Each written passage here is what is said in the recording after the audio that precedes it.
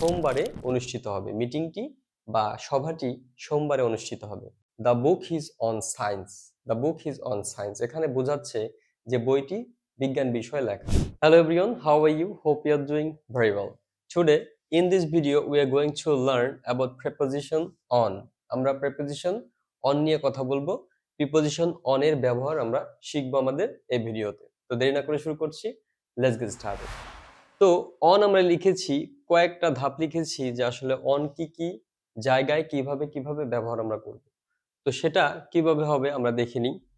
আমরা এখানে লিখেছি প্রথমে যেমন উপরে, অর্থাৎ অন উপরে থাকা অবস্থায় কোনো কিছু সেটা অন ব্যবহার হয়, অর্থাৎ লেগে আছে কোনো কিছুর সাথে কোনো কিছু লেগে আছে এই অবস্থায় উপরে বোঝালে কি ব্যবহার হবে?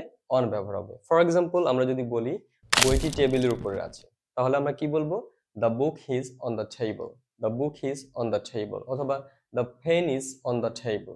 এইভাবে উপরে লাগা অবস্থায় লেগে আছে এই অবস্থায় আমরা অন ব্যবহার করতে পারি। তারপর হচ্ছে সম্বন্ধ। সম্বন্ধ বলতে বোঝায় হচ্ছে সম্পর্ক, রিলেশন। এক্ষেত্রে আমরা ব্যবহার করতে পারি অন। যেমন the book is on science. The book is on science এখানে বোঝাচ্ছে যে বইটি বিজ্ঞান বিষয়ে লেখা বা বিজ্ঞান বিষয়ের বইটি। তো এই ক্ষেত্রেও সম্বন্ধ অনুযায়ী আমরা অন ব্যবহার করতে পারি। তারপরে হচ্ছে কারণে, কজ। আমরা অনেক সময় এরকম বলে থাকি যে এই কারণে এই কাজটি হয়েছে, বা এই কারণে সে ফেল করেছে, বা এই কারণে সে খুশি। তাহলে আমরা এভাবে বলতে পারি he is happy on his success. He is happy on his success. সে তার সাফল্যের কারণে খুশি। তাহলে কারণে অর্থেও কিন্তু আমরা এখানে অন ব্যবহার করতে পারছি। অন ব্যবহার করব কারণে অর্থেও। সময়, টাইমের ক্ষেত্রেও আমরা অন ব্যবহার করব বা ব্যবহার করতে পারি। ফর এক্সাম্পল যদি বলি যে মিটিং সোমবারে অনুষ্ঠিত হবে, মিটিংটি বা সভাটি সোমবারে অনুষ্ঠিত হবে, তাহলে আমরা এভাবে বলতে পারি যে the meeting will be held on Monday. The meeting will be held on Monday. তাহলে এক্ষেত্রে সময়ের ক্ষেত্রেও আমরা অন ব্যবহার করতে পারছি। তারপরে হচ্ছে জোরে।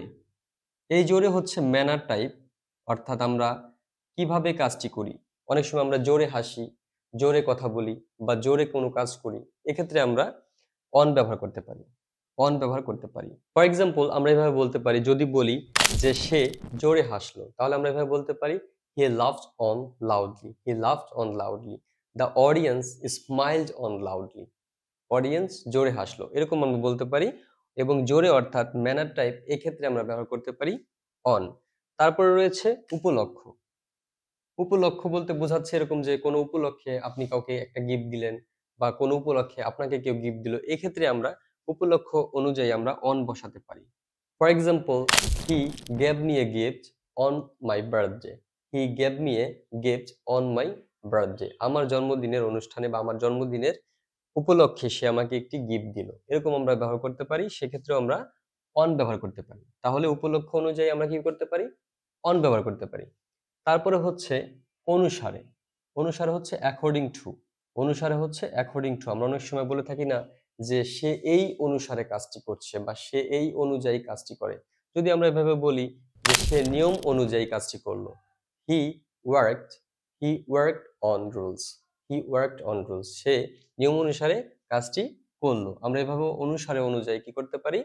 অন ব্যবহার করতে পারি। তারপর রয়েছে নির্ভরশীলতা, ডিপেন্ডেন্সি।